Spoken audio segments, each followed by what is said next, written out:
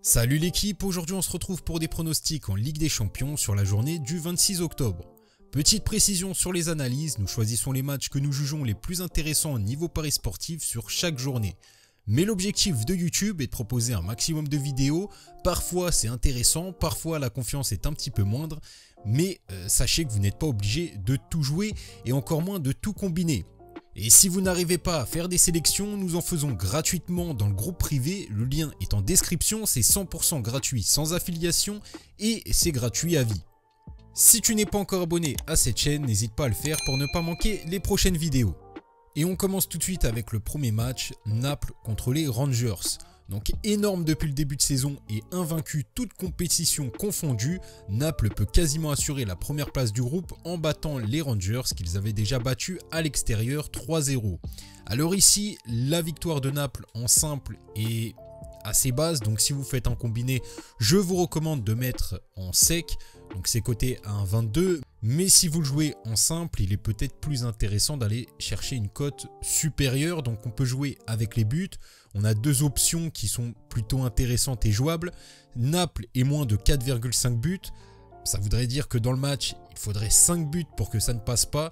Ça me paraît quand même beaucoup, même si c'est vrai que Naples, en ce moment, ils mettent quand même des scores.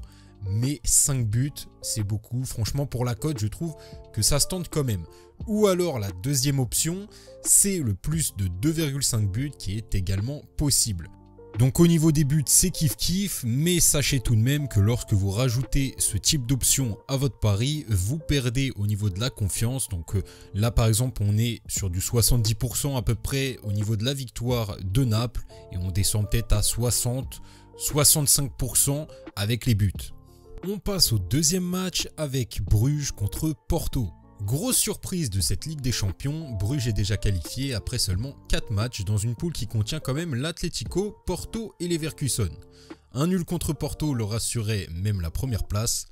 Porto qu'ils ont d'ailleurs battu 4-0 lors de la seconde journée. Donc ici nous favorisons plutôt la victoire des locaux ou un match nul qui est tout à fait possible. Troisième match, Atlético-Leverkusen. Déjà en danger dans cette poule, l'Atlético doit quasiment faire un sans faute s'ils veulent se qualifier. L'Atlético, bien porté par Griezmann, revient quand même bien comme le démontre leur dernier succès en Liga. En face, Leverkusen ne va pas mieux, étant seulement 15e de Bundesliga et prenant énormément de buts.